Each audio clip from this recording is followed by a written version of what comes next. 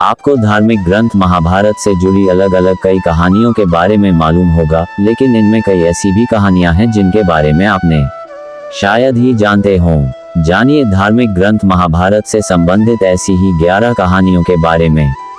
1. जब कौरवों की सेना पांडवों से युद्ध हार रही थी तब दुर्योधन भीष्म पितामह के पास गया और उन्हें कहने लगा कि आप अपनी पूरी शक्ति से यह युद्ध नहीं लड़ रहे हैं। भीष्म पितामह को काफी गुस्सा आया और उन्होंने तुरंत 5 सोने के तीर लिए और कुछ मंत्र पढ़े। मंत्र पढ़ने के बाद उन्होंने दुर्योधन से कहा कि कल इन 5 तीरों से वे पांडवों को मार देंगे। मगर दुर्योधन को भीष्म पितामह के ऊपर विश्वास नहीं हुआ और उसने तीर ले लिए और कहा कि वह कल सुबह इन तीरों को वापस करेगा। इन तीरों के पीछे की कहानी भी बहुत मजेदार है। भगवान कृष्ण को जब तीरों के बारे में पता चला तो उन्होंने अर्जुन को बुलाया और कहा कि तुम दुर्योधन के पास जाओ और 5 तीर मांग लो। दुर्योधन की जान तुमने एक बार गंधर्व से बचाई थी, इसके बदले उसने कहा था कि कोई एक चीज जान बचाने के लिए मांग लो। समय आ गया है कि अभी तुम उन 5 सोने के तीर मांग लो। अर्जुन दुर्योधन के पास गया और उसने तीर मांगे। क्षत्रिय होने के नाते दुर्योधन ने अपने वचन को पूरा किया और तीर अर्जुन को दे दिए। 2. द्रोणाचार्य को भारत का पहले टेस्ट ट्यूब बेबी माना जा सकता है। ये कहानी भी काफी रोचक है। द्रोणाचार्य के पिता महर्षि भारद्वाज थे और उनकी माता एक अप्सरा थी। दरअसल एक शाम भारद्वाज शाम में गंगा नहाने गए, तभी उन्हें वहां एक अप्सरा नहाती हुई दिखाई दी।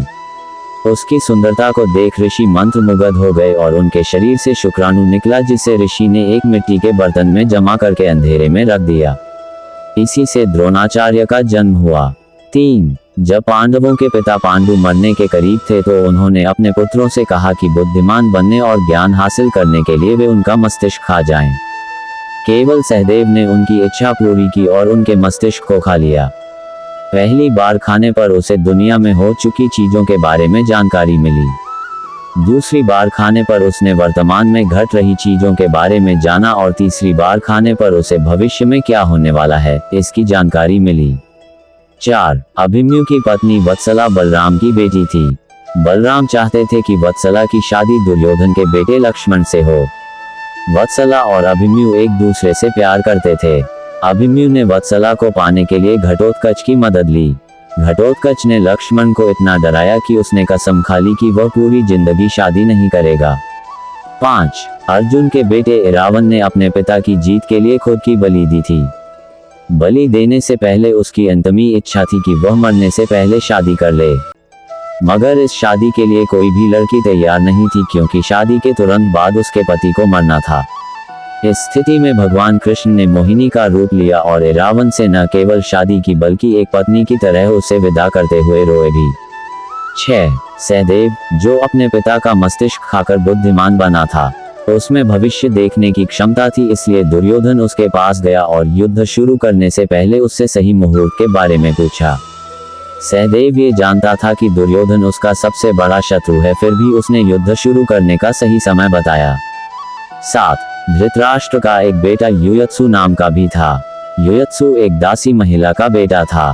दरअसल धृतराष्ट्र के संबंध एक दासी के साथ थे, जिससे युयत्सु पैदा हुआ था। 8. महाभारत के युद्ध में उडुपी के राजा ने निरपेक्ष रहने का फैसला किया था। उडुपी का राजा न तो पांडव की तरफ से थे और न ही कौरव की तरफ से। उडुपी के राजा ने कृष्ण से कहा था कि कौरवों और पांडवों की इतनी बड़ी सेना को भोजन की जरूरत होगी और हम दोनों तरफ की सेनाओं को भोजन बनाकर खिलाएंगे। 18 दिन तक चलने वाले इस युद्ध में कभी भी खाना कम नहीं पड़ा। युधिष्ठिर ने जब राजा से इस बारे में पूछा तो उन्होंने इसका श्रेय कृष्ण को दिया।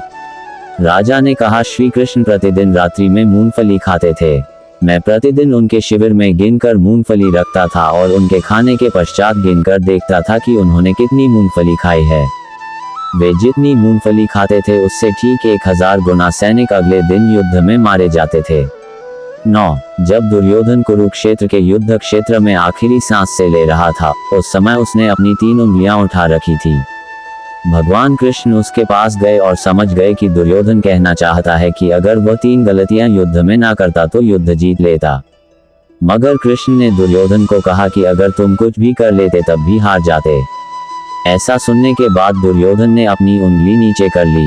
10. कर्ण और दुर्योधन की दोस्ती के किस्से तो काफी मशहूर हैं। कर्ण और दुर्योधन की पत्नी दोनों एक बार शतरंज खेल रहे थे। इस खेल में कर्ण जीत रहा था, तभी भानुमति ने दुर्योधन को आते देखा और खड़े होने की कोशिश की। दुर्योधन के आने के बारे में कर्ण को पता नहीं था, इसलिए जैसे ही भानुमति ने उठने की कोशिश की, कर्ण ने उसे पकड़ना चाहा। भानुमति के बदले उसके मोतियों की माला उसके हाथ में आ गई और वह टूट गई। दुर्योधन तब तक कमरे में आ चुका था। दुर्योधन को देखकर भानुमति और कर्ण दोनों डर गए कि दुर्योधन को कहीं कुछ गलत शक ना हो जाए, मगर दुर्योधन को कर्ण पर काफी विश्वास था। उसने सिर्फ इतना कहा कि मोतियों को उठा लें। 11. कर्ण दान करने के लिए काफी प्रसिद्ध था। कर्ण जब युद्ध क्षेत्र में आखिरी सांस ले रहा था तो भगवान कृष्ण ने उसकी दानशीलता की परीक्षा लेनी चाहिए। वे गरीब ब्राह्मण बनकर कर्ण के पास गए और कहा कि तुम्हारे बारे में काफी सुना है और तुमसे मुझे अभी कुछ उपहार चाहिए। कर्ण ने उत्तर में कहा कि आप जो भी चाहें मांग लें। ब्राह्मण ने सोना मांगा। कर्ण ने कहा कि सोना तो उसके दांत में है और आप इसे ले सकते हैं। ब्राह्मण ने जवाब दिया कि मैं इतना कायर नहीं हूं कि तुम्हारे दांत तोड़ूं। कर्ण ने तब एक पत्थर उठाया और अपने दांत तोड़ लिए।